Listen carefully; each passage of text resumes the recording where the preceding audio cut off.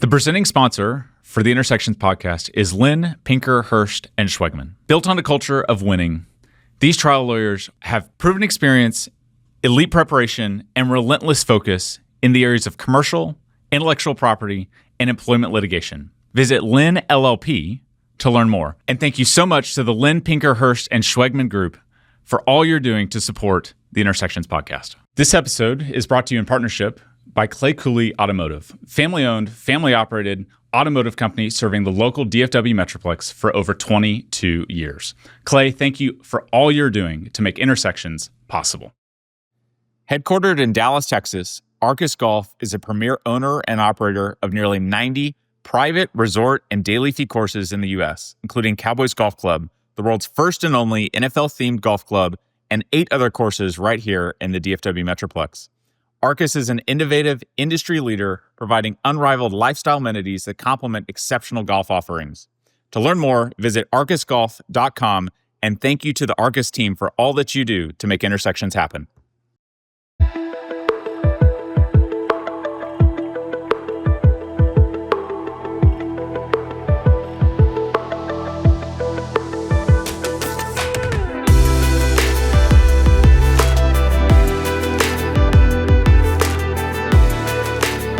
Kyle, a little bit different. This is a two-parter. We haven't done this.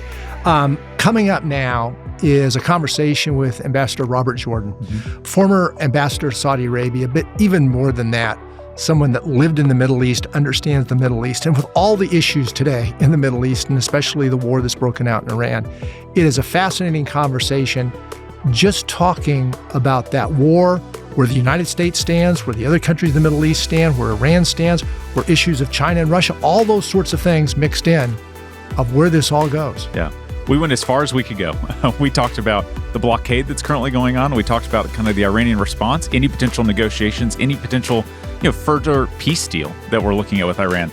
I think it's a depth and a breadth with someone who is an expert in the field and someone who had on-the-ground knowledge of the Middle East. Interesting conversation, and one that there's something to be taken out of it for everybody. Yeah, tune in.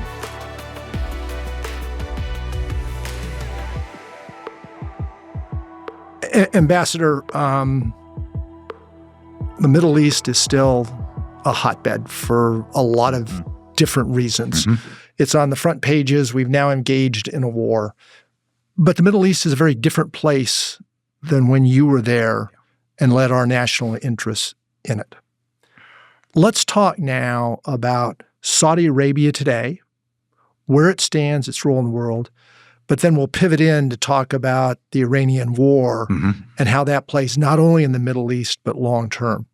And maybe the way to start that is to ask you, how is the Middle East different today than it was during that time when you were ambassador in Saudi Arabia?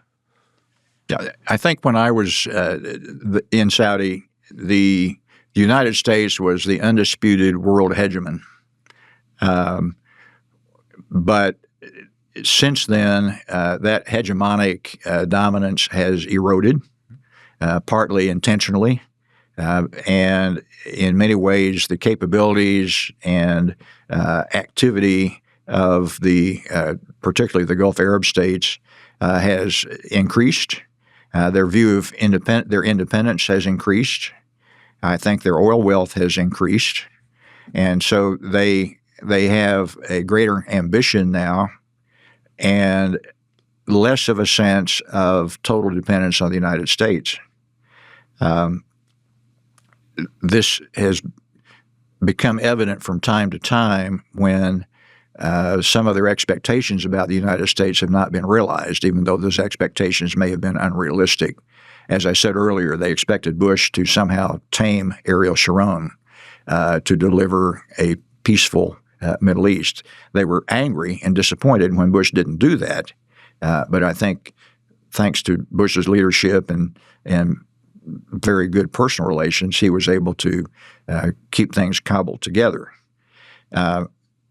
We are seeing, particularly the Saudis and Emiratis, hedge their relationships now and relying more on contact with China and Russia. You go into restaurants in Dubai, and you'll see menus in Russian, Chinese, Arabic, and English. The Chinese are all over the place and are doing a lot of business. So is that good for the United States? Is it good for the Middle East? And is it good for the world? I think within certain boundaries, it is good for all of the above. And I think it is a reflection on the interdependence of supply chains, economies, and wise decisions that are being made. I think certainly China is the Saudis' largest oil customer. And so you would expect them to have a certain deference to their best customer. Mm-hmm. The first trip that King Abdullah made when he became king, and I think King Salman when he became king, was to China. Right. Aramco sends many of their employees to China for training and language training and so forth. So I think it makes the world a little bit more interconnected, and I think that's not a bad thing. It's not a bad thing that the Chinese hold a lot of American treasury bills. They have an interest in the economic success of America. And I think that if you, again, look at it from the perspective of, say, the Gulf Arab states, they have a right and maybe a wise decision to make in hedging those bets. American administrations, as we know, fluctuate wildly from one side of the spectrum to another. Mm-hmm. There's a lot of instability in these relationships now, as it can occur in a highly divided democracy, and so they have, I think, a continuing interest in diversifying those relationships, not to necessarily the exclusion of the United States, but just to add more depth to their capabilities and outcomes. Talk about some of the erosion that you've seen just over multiple presidencies since you served. I mean, you used the word eroding hegemony. Like, where has that erosion really been seen on the American side? Was it so costly because of the Iraq and Afghanistan wars? Talk about those factors. You can look at a lot of administrations. For example, apparently the Clinton administration had Osama bin Laden in their sights. Tora Bora, and backed off. Mm-hmm. President Obama declared a red line in Syria and backed off. President Biden called Saudi Arabia a pariah state, and then when he became elected, went begging for the Saudis to increase oil production so gas prices in the U.S. And personal attacks on Mohammed bin Salman. Exactly. Yes. And so you can also look at the Bush administration's execution of the invasion of Iraq, I think, caused many of the Gulf Arabs to lose confidence in our capacity for nation building. And I can recall going back one time to see King Abdullah, and I went and I said, Your Majesty, I want to thank you for not saying I told you so. And he then proceeded to say he told me so. And so you can look at the attacks on the Saudi oil fields in Abqaiq in 2019 when Trump was in his first term. No response by the United States, even though we're supposed to be providing a security umbrella. Likewise, invading Iran today without consultation with either the Gulf Arabs or any of our NATO allies.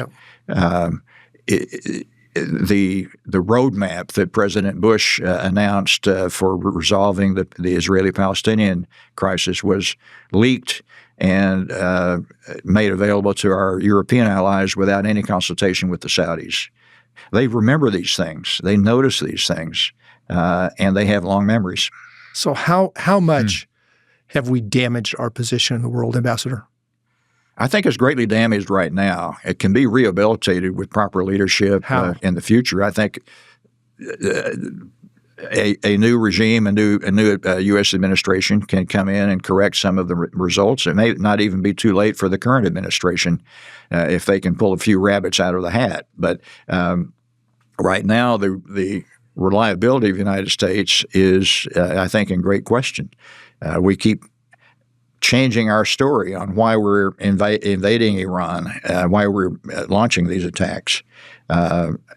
We have one story out of the Secretary of State, another story out of the Secretary of Defense or War, or whatever they call it, and another one out of the White House.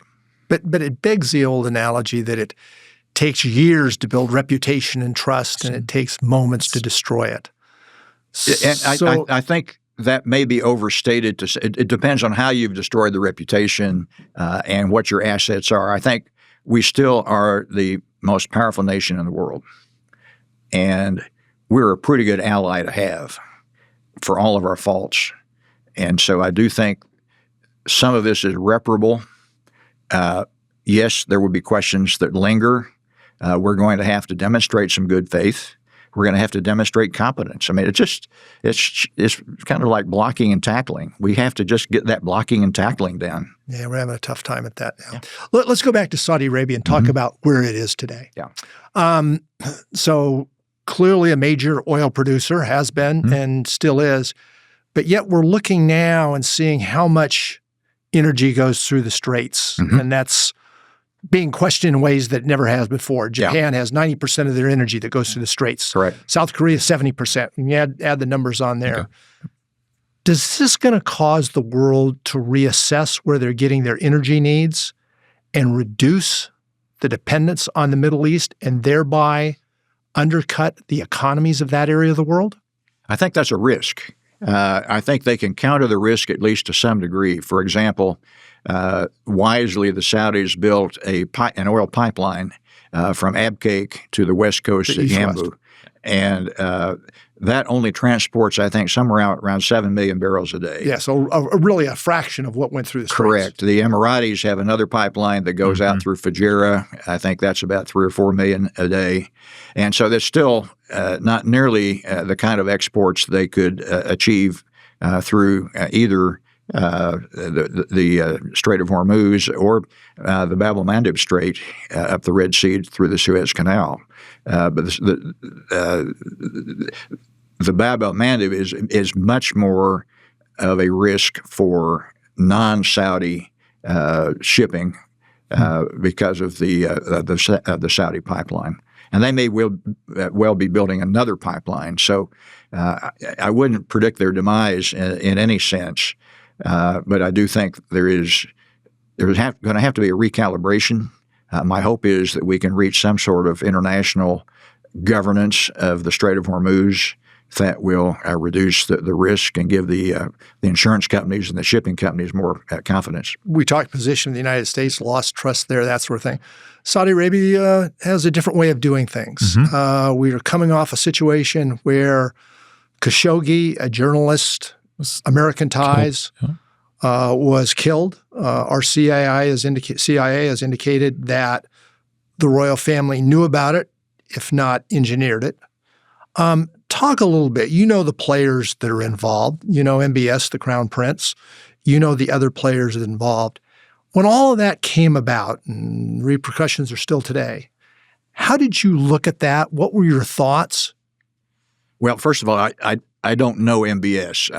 I probably shook his hand when he was a teenager going through his father's majlis in Riyadh, but we have not personally met.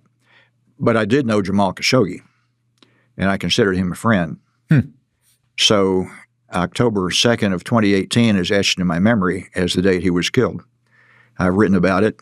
I've gone on TV about it, and I find it, even to this day, just a horrendous recollection of a massive crime. He was a progressive, thoughtful guy, but not a revolutionary. He never advocated bringing down the royal family. He advocated reforms that were actually doable reforms, some of which have already been undertaken. And so, in some ways, he was ahead of his time. But no one deserves what happened to him. And it's difficult to move on from something like that, but you have to do it. And I've finally reconciled in my own view, maintaining a close relationship with Saudi Arabia is still in the American national interest. And I also think that that MBS, Mohammed bin Salman, the Crown Prince, has learned some painful lessons from this. We have not seen the kind of reckless behavior that he exhibited in the first couple of years of his tenure. The war in Yemen was a failure, and it should never have been launched. But he learned something from that. I think he learned something from the anti-corruption extremes that we saw in the Ritz-Carlton roundup. And so I think we've, in many ways, seen the maturing of the Crown Prince in a very kind of encouraging way, actually. As I mentioned, the CIA put responsibility on the royal family. You had some challenges with the CIA. I know when you were ambassador, the report came out on 9/11, and there were 23 pages key that were redacted that would not be shared with our U.S. ambassador to Saudi Arabia, and that was you. How do you look at that CIA report? And I guess in essence, you think they did it? The report had to do with whether Saudi government officials were involved in 9/11. And the 28 pages that had been redacted and that they wouldn't let me see. I said, why can't I see it? They said, well, you don't have a need to know. And I said, wait a minute. I'm the ambassador. I'm negotiating. I'll clean up the profanity. But I am the ambassador to Saudi Arabia, and I don't have a need to know something that might affect, American security and the execution of my job. Please.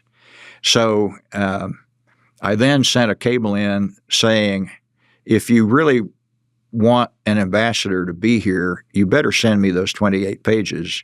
Otherwise, I may well be out of here. And this is one of the benefits, again, of being a non-career ambassador. You can threaten things like that. They know where the next call's going. Yeah. And so sure enough, this young guy shows up with a briefcase, I think with a handcuff on his wrist, and he takes me into this conference room and opens up his briefcase and shows me the 28 pages. Doesn't allow me to take notes or make any pictures, of course. I look at the 28 pages. He closes the notebook back up, and he goes back to Washington, or Langley, I guess. Since then, those 28 pages have been declassified. And so I can talk about it, but essentially they are FBI field notes. And FBI field notes are inherently speculative. They are A knows B, and B knows C, therefore is it possible that A knows C? And, so-and-so had a bank account, and Princess so-and-so, Prince Bandar's wife, deposited $2,000 in that account. Is this terrorist financing? Asking questions, many of which don't have answers, is exactly what those guys are supposed to be doing.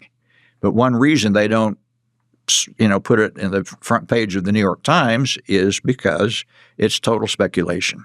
But you put credence on the CIA report that put responsibility at the highest levels of the Saudi government for Khashoggi's death? In this sense, it was, I think, with a high degree of confidence was the way they characterized it. The field notes aren't anywhere near that. They are minimal confidence.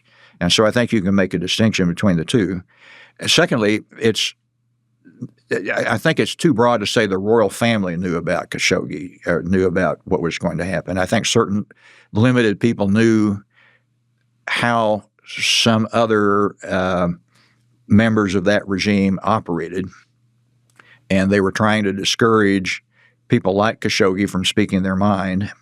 And so you can probably put some dots together, but there's still dots.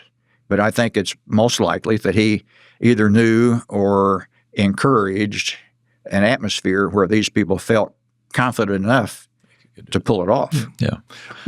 It begs the question of human rights in a wider sense. And when you first got to Riyadh, you talked about lack of women's rights, lack of human rights, those sorts of things.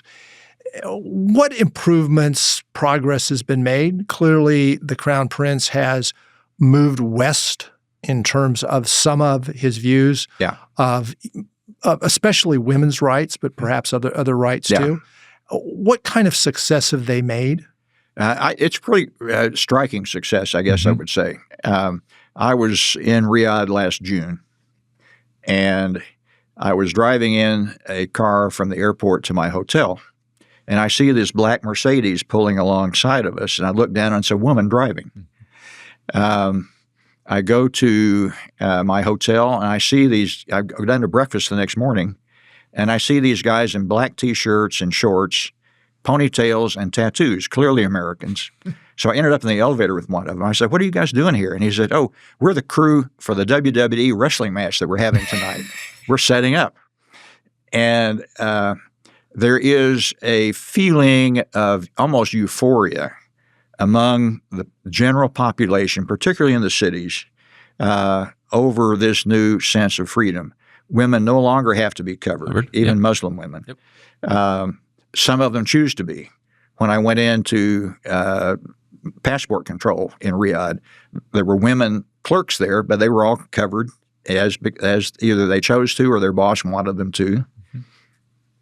But all of this still doesn't fully account for the fact that the jails are full of political dissidents, some of whom are even women who were advocating for the right to drive 20 years ago. And so I think it's fair to say that rather than these being rights that are conferred, these are privileges that are dispensed by the regime, particularly the Crown Prince, which could be retracted. And I don't think, however, that— So they haven't really been internalized. Yeah, do you think they'll become rights? I think they have a great chance of becoming viewed as rights the more they insinuate themselves into the society. So, for example, right now, if he were to start saying women can no longer drive, I think there would be an uproar, and that would question his legitimacy. And so even though he's making it clear that he is in control, he has less need to do that now than he did when he first took over. Because at that time, he was the first lineal descendant to become crown prince. It had always been the brothers and half-brothers and the sons of King Abdulaziz. That King Salman then breached that tradition by making his own son the next crown prince. That young crown prince, who was around 30 at the time, could see probably a lack of acceptance by many of the tradition-bound uncles around the table. He started ruling with an iron hand. He had the Ritz-Carlton roundup. He accused many of his elders and relatives of corruption, shook them down for lots of money, and he may well have been right about the corruption. And I think there is still an attitude that, in the hindsight, particularly the man on the street thinks that was a great thing for him to have done, because there was an aura of corruption about many of the crown princes who would come in, not the crown princes, many of the princes who would come in and want a piece of your deal after you were putting something together. So, do you think the Ritz Roundup has changed that corruption sentiment in Saudi Arabia? That's what I'm hearing. Okay, that it has, and that there could be another Ritz Roundup if it doesn't succeed. So, and that's actually something that King Salman started. Even before MBS became crown prince, he was concerned about corruption himself. Yeah, there's some movement then, but I look at the number of executions, things like that. That's up, and not just for violent crimes, for nonviolent crimes too.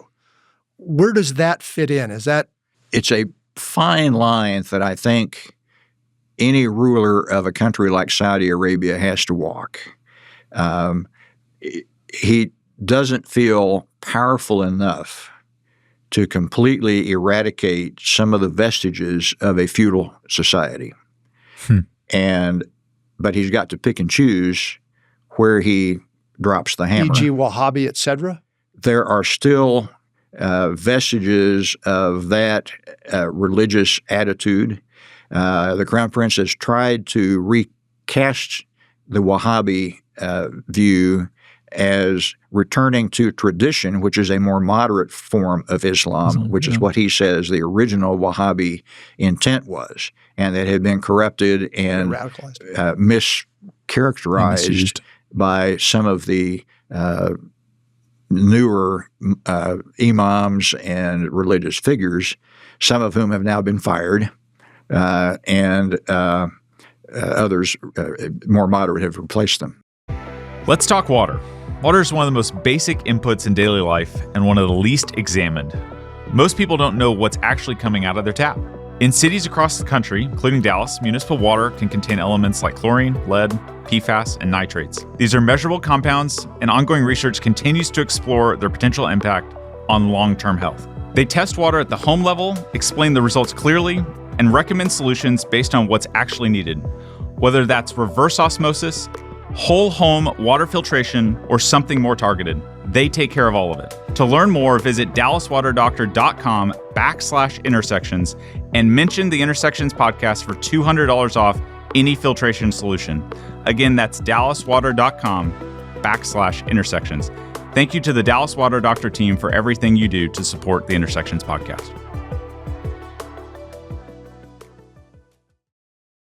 You mentioned maintaining power, which is key for any government. But we looked at issues in Iran several months ago. We looked at Egypt. A lot of that was an economic concern, not just a political concern. Saudi Arabia has historically had an enormous problem with unemployment of young males. So in the 18 to 30 range, I know several years ago, it was well over 25% unemployment. Right. Has that improved? Has that stabilized? Or is that a real concern for the royal family?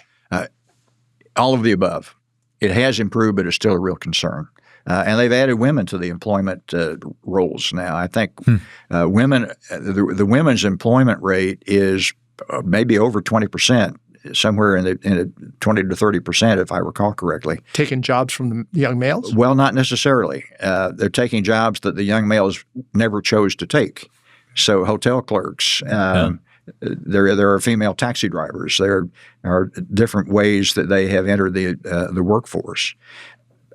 Also, the Saudis have been rigorous in finding industries that are job intensive rather than capital intensive. The oil business is very capital intensive, but doesn't create that many jobs. And so they're looking at a knowledge economy. This whole NEOM center on the West Coast is designed to create jobs. That has not been as successful as they would like so far. We'll talk about their Vision 2030 and what they want to do with their economy. When you say theirs, it's almost really MBS's. Exactly. It is MBS's, and he has a lot riding on this. And their public investment fund has taken some hits as a consequence of some of the grandiose projects. And yes, the Live Golf Tour is another one where they may well be cutting back. Right. But let's not walk through those. Let's take each one of those, because the NEOM city was going to be 50 miles long and 1,000 feet, 100 stories high, et cetera, et cetera. MBS has really walked that back significantly, and it was difficult to say that that was either well thought out, given that it was a 2030 number, or any real success that they've had with it today. The walkbacks have been more significant than any achievements they've had. How does that hit him individually, and how does it hit the economy of Saudi Arabia? It has bled the public investment funds' cash assets down substantially. They still have something like $900 billion assets under management, but the cash component of that is dwindling, which is why we're hearing things about the Live Golf Tour and others. Well, I know in 2024 too, at a time when there are great returns, the PIF basically had no returns at all for all practical purposes. They've cited 7%, but I think that's much below most sovereign wealth funds' rate of return. Probably didn't pass accounting at SMU. Yeah. So they are, I think, concerned. They are reshuffling management. But I think they are going forward with the idea of a Vision 2030, and it may be 2040 or 20 something else, but they have the pedal to the metal on moving the kingdom forward to wean it off of dependence on oil, to create a knowledge economy. Mm-hmm. I think they're hitting some headwinds now about data centers because they're realizing that putting data centers out in the middle of a 120-degree desert takes a lot of energy and also presents a military target that their rival Iran now might find attractive. So there are ways in which they're going to have to be rethinking some of this. And so it's fluid, but I think they still have a positive sense that good things are happening in the kingdom, but some of these wild sort of vanity projects are probably going to have to continue to be scaled back. Mm-hmm. Kyle mentioned the Live Golf. Yeah. What's your reaction to that? It seems, and again, the last couple of days, there are numerous rumors that funding is going to be pulled back by the Saudis, that they're going to refocus domestically, not on international efforts. Yeah. How do you look at that Live and how well it was thought out from the Saudi standpoint? Well, again, it was kind of a vanity project where I think they thought they would somehow end up merging with the PGA somewhere along the line. It was never – the math never worked to make it sustainable. And the product certainly has not played well on TV or even with attendance in the U.S. I'm told that in Australia and some other parts of the world – Australia, South Africa, they've had good success. It's been successful. And you and I both know my next-door neighbor is on that tour, and so we've followed that with some interest. Yep. But there are, I think, plenty of good reasons why it was the exit strategy, I guess I would say, was never very clear. Mm-hmm. And the financial foundation was based on a massive subsidy rather than market conditions. And that's just not viable in the long run. And they've got other issues too. They've got a tennis tour. They've got other sporting events, some of which have been very successful, but some of which are colossal failures. Now, there were rumors that last week, middle of last week, before their tournament in Mexico City, that they had made the decision that they were going to pull funding immediately. Mm-hmm. In the space of an hour, with conversations that came out of the White House, that was at least modified towards kind of end of the year type of things. Yeah. Any realism to that? Well, again, I think it shows how unrealistic the entire setup was, and how it was simply failed to be grounded in actuarial, economic, math. The math just didn't work. Interesting. The White House jumped in, though? Well, some of the Trump golf courses have been beneficiaries of the tour, and it may well be that there's an interest right now, particularly given the Iran conflict, in not completely throwing the Saudis under the bus. I think they probably feel right now that their interests have been completely disregarded by this administration. They have been made a target of Iran. They have the UAE especially has suffered more attacks than Israel has. So, and to their energy, exactly, energy economy, and these are our supposed allies. So, I think there may well be some effort to try to protect the Saudis from bad public relations right now. But also just I think it's sort of characteristic of this president that he sees things in very personal terms. He sees how it might affect his prestige and his image, and doesn't want to be associated with something that is blowing up, at least very publicly.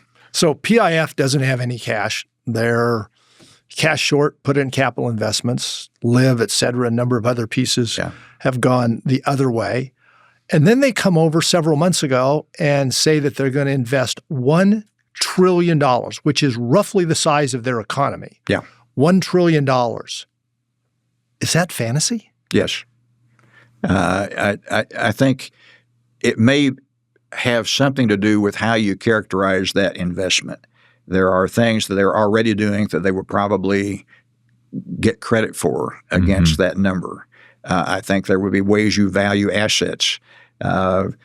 Creative accounting. We all know the president has been very active over his career in valuing and declaring values on assets, and so there may be some creative accounting going on here as well. Lessons learned. But that was I viewed that as kind of aspirational, sort of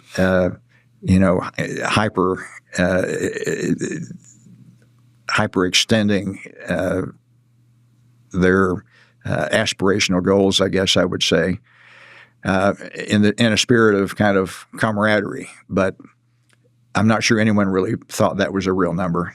So I want to jump in on where you see the president's relationship with MBS. Abraham Accords, first administration, work done there, kind of, maybe. But then, today we're obviously in an ongoing operation with Iran. And to your point that you just made, many of the Saudi interests probably have been looked past. Where do you see the relationship today between the two heads of state of both countries? I think it's probably somewhat troubled. It's a complex relationship, and my guess is it's not all one way or the other. But I would say that the Saudis probably have less interest today in joining the Abraham Accords than they previously did. Part of that, I think, is because of the conduct of Israel, both in Gaza and in Lebanon. And the Saudis are finding it more difficult, particularly given the general attitude of their own population toward Israel, to maybe pull the trigger on that right now. If they do, it's going to require a higher price. There are going to have to be some real F-35s attached to it, some nuclear guarantees, some AI guarantees that might have been less aggressive under prior circumstances. Well, that pivots us to the war. Yeah. It's rumored within the last several days that MBS called up the president as the president was moving down a road towards ceasefires, settlement, et cetera, and said, you have to finish them off. We cannot leave this the way it is. Yeah. Did he do it? And what is the interest of Saudi Arabia going forward? Clearly have not been friends for a long period of time with Iran, enormous issues with Saudi Arabia in Yemen, which is the Houthis, 30% of the population, plus or minus, and they've been representatives of the Iranian government, shall we say. Where does Saudi fall into all this Iranian war, and what do they need to get out of it? Well, a couple of years ago, the Saudis signed a sort of a mutual recognition agreement that was brokered by the Chinese with Iran. And I think they had hoped that they could maintain an equilibrium there, which is not open hostilities, but kind of a live and let live situation. The surprise attack on Iran by Israel and the United States has kind of turned that upside down. And because of the way Iran has responded by attacks on Saudi oil and business centers, Emirati airports and civilian centers, tourist centers. I think the Saudis now realize that it was to their great detriment to have disrupted that equilibrium. They were not fearful of a nuclear Iran. A nuclear Iran was never going to affect them. They have had more concern about Iran's stockpile of medium-range missiles. And if Trump were to walk away from a conflict without resolving the missile issue, that would create enormous risk for the Saudis. We'd basically be leaving them out in the cold. So here we had a Strait of Hormuz that was actually operable before the attacks. We had a nuclear program that was decimated, maybe not obliterated as the president said, but certainly decimated in a way that even if it were reinvigorated, was not likely to be a threat to their neighbors.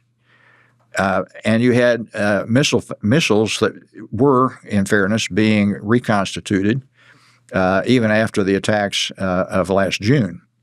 So the missile proliferation is really the main existential threat to the Saudis right now that's coming from Iran. And if Trump walks away from that without resolving it, then they are far worse off than they were before this whole Iran conflict started. They'll have a Strait of Hormuz that is a mess. They'll have a missile threat that is hard to counter and very expensive to counter. And they have a looming threat on the horizon that has been awakened, even though they have taken enormous blows. They've shown they can survive, which we didn't know ahead of this. Apparently, their predictions were that the regime would crumble instantaneously. And now we know that didn't happen, which means Iran wins just by surviving. Would a nuclear Iran force or push Saudi Arabia to develop nuclear weapons? It could well have a proliferating effect. Mm-hmm. And they, of course, have a defense pact with Pakistan, which has a nuclear weapon program, likely funded by the Saudis. Ambassador, you lived in that part of the world. You represented our country's interests. You're an expert in the Middle East. Was it important for us to take action in Iran today, the United States? No. I would call it not an imminent threat, but a gathering threat. And there's a huge distinction. An imminent threat, of course, requires immediate action. You could argue that the rapid reconstitution of their missile program after the attacks of last June created a greater sense of urgency than if they hadn't been doing it. But that's also something that could have been managed through more pinpoint attacks and less widespread damage to the infrastructure, and perhaps would not have invited the response on the Strait of Hormuz. So the price we're paying, all of us are paying in the world, for having tried to take out a gathering threat is probably disproportionate to the benefit of doing it now. There's an argument that, and I've heard this argument made, that even though it was not an imminent threat, intelligence was received that suggested that there was a window of opportunity to take out the supreme leader that in some ways trumped the hesitancy that we might have felt because of the other costs of an attack. So, for example, our Navy has probably war-gamed the seizure of the Strait of Hormuz, at least once a year. They know how to do that. They know exactly what to do, and they know the cost of having to go in and do that. But it's a tactic. It's not a strategy. If they hadn't decided that there's some sort of unique opportunity that they had to take advantage of, my guess is we might not have seen this kind of an attack, and they might have had a more measured approach. But somehow their intelligence gave them that thought, but it didn't take into consideration some of these costs that I've just recited. Difficult to understand what that intelligence is from our standpoint.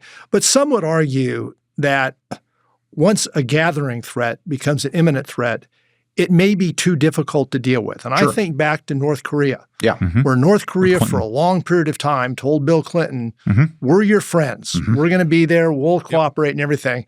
And now all of a sudden, we all are dealing with a regime in North Korea with nuclear weapons that I think most people, including the Chinese, would say is destabilized.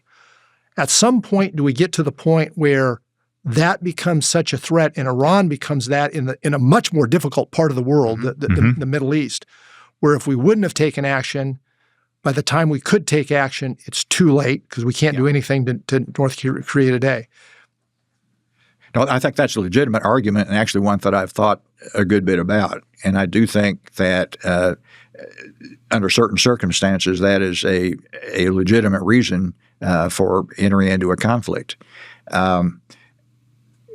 There are some distinctions, I think, from North Korea to compare with Iran. But what I would say is, if you look at the last 10 or 15 years, Iran has inflicted enormous damage and injury on American interests, American servicemen, American military positions. And even if this proliferating missile construction boom doesn't have the capacity to reach the American homeland, it certainly can reach American bases in the Middle East. And so in that sense as well, I think we have a national interest in preventing that. The question is, what techniques, what tools do you use at what time to minimize it? I think the attacks of last June were a good example of what we can do, and we may have to do it repeatedly, but that may be the price you pay for avoiding losing control of the Strait of Hormuz or perhaps the Bab el-Mandeb Strait. So I want to talk through one thing militarily. By all accounts, the U.S. execution militarily, I'm not saying the strategy, but militarily, operations-wise, has been decently flawless. Correct. So now we sit with a closed strait, a blockaded strait. What's our off-ramp? Where does the president go? What are the options on his desk to say, hey, what's this peace deal, or how do we get out of this? Well, the Strait of Hormuz is probably the most urgent issue to resolve. I think it's going to take a multinational, international consortium, if you will, of affected players, primarily the Gulf states and likely the Europeans who rely on goods passing through the strait, maybe even Japan and others, including China. You could set up something kind of like the Suez Canal Company that manages a choke point like this. People have been thinking this through for years. It's been very well known that is a choke point that has military asymmetrical value to it. So, but it's going to have to be internationalized. I don't think we're going to ever have a situation where it's an Ayatollah booth that is operated there. And so that the off-ramp, I think, is to gather the allies that you should have gathered at the beginning of this conflict to find a way to finance, share the cost. And as brutal as Trump's characterization of our European allies has been about this, and I don't fault them for not coming to America's aid after the attacks certainly were done without consultation with them. But at some point, the reality has to kick in that it is to Europe's advantage to have some kind of opening of the strait and a multinational governance board of some kind. Do you think that's feasible? Is it realistic to make that happen? I think so. I think we've got Suez that's managed okay. I think the Bab el-Mandeb has been managed okay, and it may be overdue that we should have had some kind of forethought to what can happen at a time when we could have resolved this peacefully, and at a time when Iran was perhaps less under the gun. But I think back to 1956 on the Suez Canal, and some would argue that was the downfall of the British Empire. Yes, and I've heard that statement made, it led to the firing of Anthony Eden, and probably was a pivotal moment. But it was also an exercise in fantasy for them to think that they could take it over in the first place, and go essentially counter to what I'm talking about, which is finding a way to have the free flow of international commerce as opposed to constricting it and basically sneaking your way in through deception to take it over. At the heart of what you're talking about is an agreement among the parties in that part of the world. Who use it. In 2015, we had an agreement with Iran. We have since pulled out of it. Yeah. But by all indications, Iran didn't live up to those commitments. Can we ever trust Iran?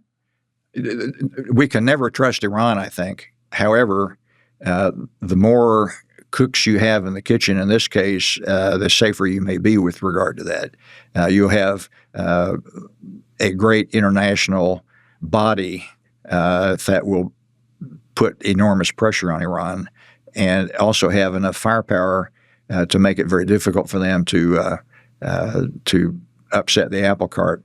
But I'll go back to it's unclear to me that Iran failed to live up to their obligations under the JCPOA. Yeah. Most analysts, I think, will say that they actually accelerated their nuclear development and their missile development after we pulled out in 2018.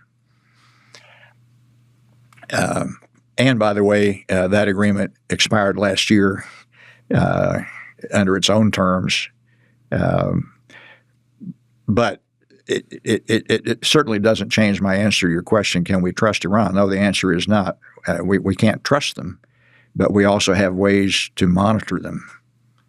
And does this force Saudi, UAE, Qatar, et cetera, to kind of walk away from the United States as a security blanket and have them take we hear it here, the Middle East first type of view?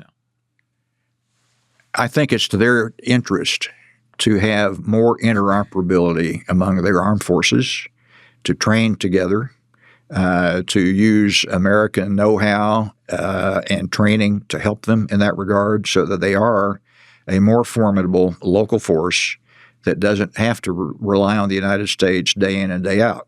We can sell them all of our good stuff, our hardware, and we can train them with our best training techniques.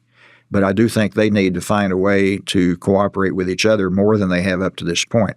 In fact, I'm working with my students at SMU right now on a project that is designed to demonstrate that as a really serious goal that we should undertake. Can we trust them? My students? Not your students, those Gulf nations.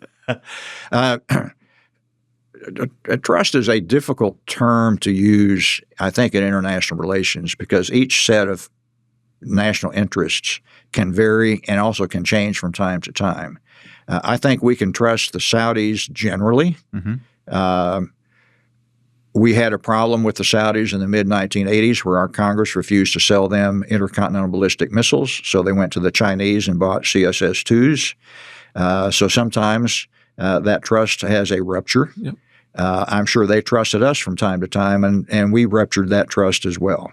So, but they bought a lot of F-35s from us. F-15s. They haven't got the F-35s yet, but we have certainly kept supply lines open and production lines open in St. Louis and elsewhere, building F-15s for the Saudis for many, many years. Are they negotiating the F-35s, though? They want them, they've asked for F-35s, but that has to be approved by Congress, and that hasn't happened yet, as with the Emiratis. So I think we can trust the Gulf Arabs to act in their self-interest, and I think our interests tend to converge in this regard, that they need an interoperable force. They have squabbles among themselves that are not trivial in many cases, but they also have a need to have a more robust, more inclusive security architecture. Mm-hmm. Is it in the interest of Saudi Arabia, UAE, et cetera, to have a regime change in Iran? You have pointed out often that it's not only differences in Islam, Shiite versus Sunni, but there's also a cultural, Persia versus Arab. Yeah. talk a little bit about that and where that's going to lead in an area that's got a lot of explosions taking place? Yeah, I think most authorities would say that the cultural differences between Arabs and Persians in many ways is more pronounced than the Sunni-Shia split.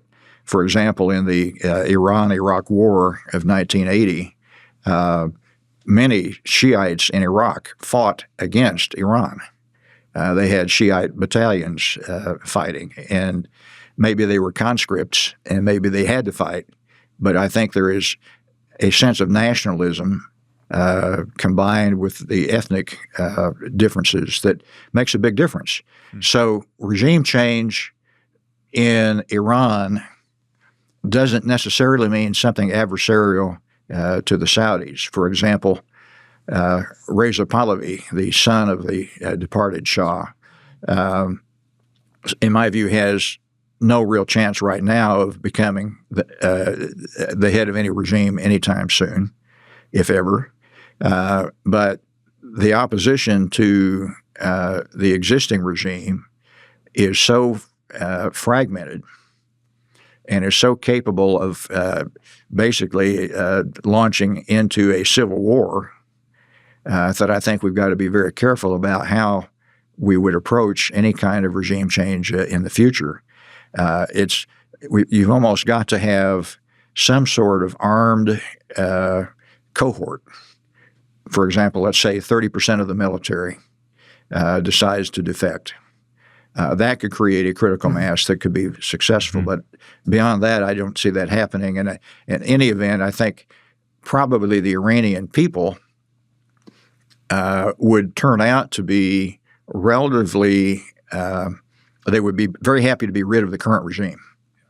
And they would be very happy to have any support from America or the Gulf Arabs in creating a stable society. And I think it's in the interest of both the Gulf Arabs and Iran to eliminate this instability. Did the U.S. just miss that? Clearly, it seems at least that the administration thought that there would be a rallying around the United States effort from the people in Tehran, throughout Iran, that they would rally and push for a regime change, e.g. an internal revolution. That hasn't happened for any number of reasons. Do we now run the risk of that flipping with the threats on bridges, power plants, et cetera, that touch people to the core, and that now they almost rally around the government against the United States? Yeah, I was actually with some Iranian expatriates last night talking about this very issue. And I think there is a great risk, not merely that they might turn on the United States for having attacked this infrastructure, but the consequences of attacking the infrastructure would make it impossible for any new regime to have a viable economy in decades. So if you lose the ability to have an economy, then you definitely turn on whoever caused that to happen. Right. Your sense of nationalism is a rally around the flag kind of impulse, I think, at that point. So it's anything threatening the entire Persian civilization is just an absurd declaration, and it certainly doesn't work to the United States' interest. That brings us to a lot of short-term. We've talked some long-term issues, but let's talk short-term, and there's a danger because the people listening to this may be even 2 or 3 days off this conversation. There could be a lot of things happen. But where it stands right now, the U.S. has actually taken the first Iranian vessel. They've boarded it, taken control of it. We have a president who says that if it's not met by Wednesday, which is another Tuesday, 24 hours, that he will, as you said, obliterate the entire country. And we have an issue that it's viewed the Iranian oil infrastructure will overflow come another couple of days. And this is a cost of roughly $400 billion a day to Iran.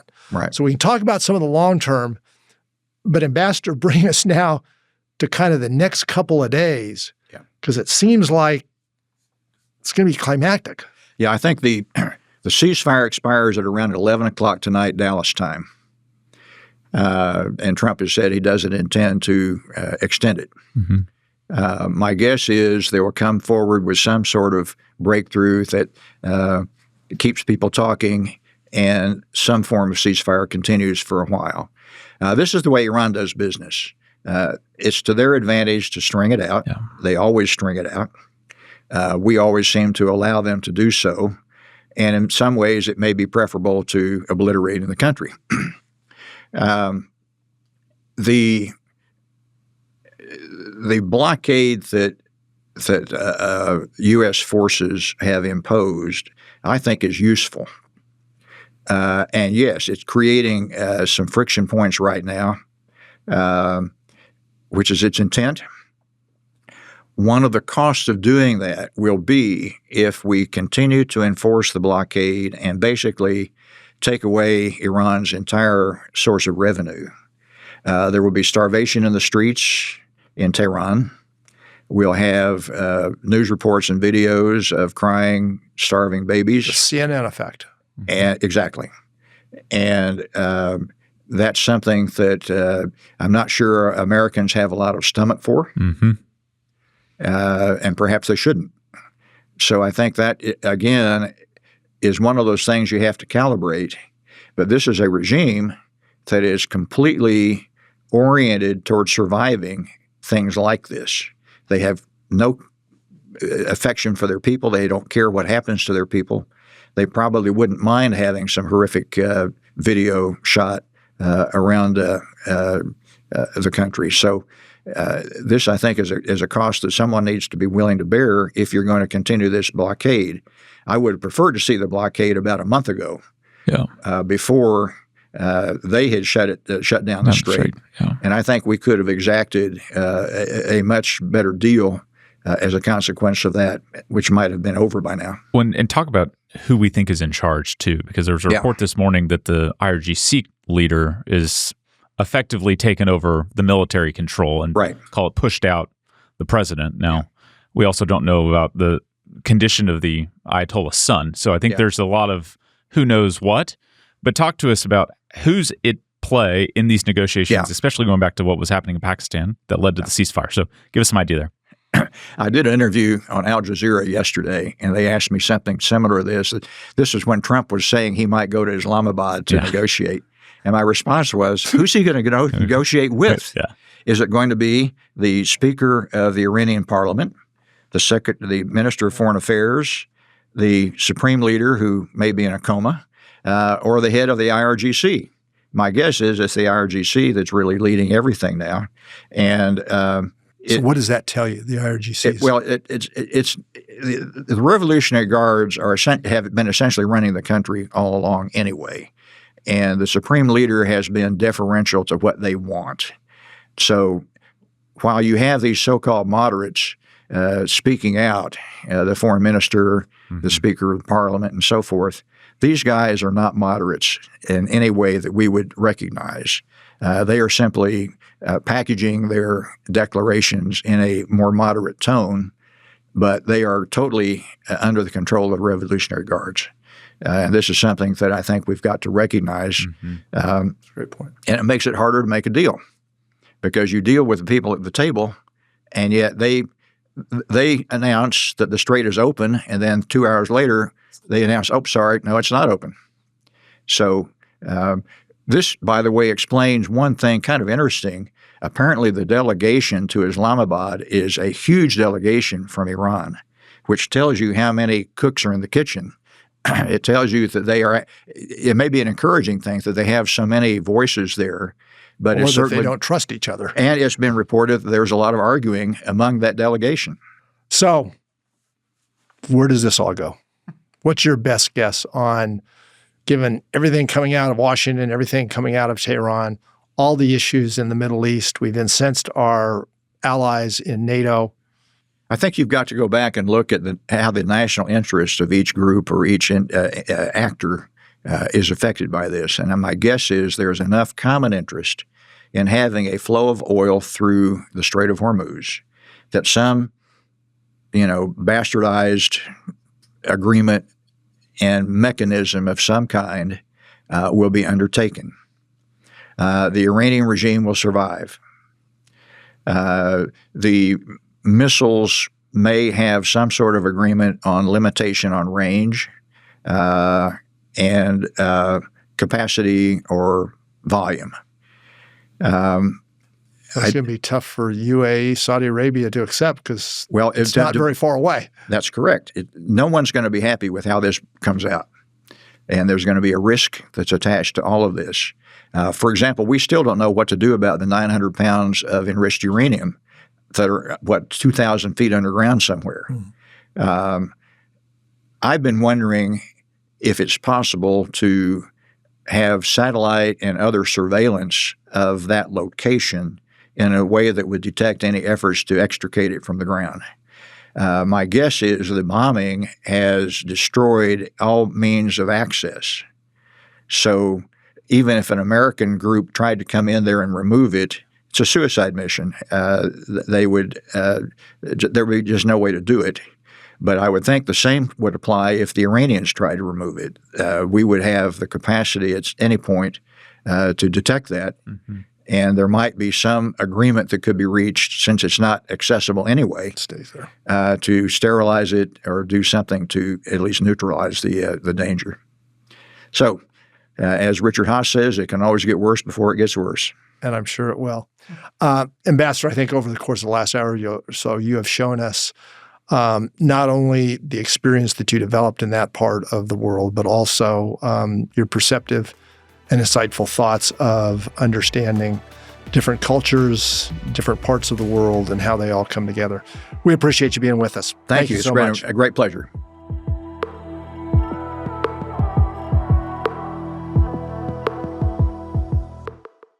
Thank you for watching today's episode. Again, today's episode is sponsored by Clay Cooley Automotive, a family-owned, family-operated automotive company serving the local DFW Metroplex for over 22 years.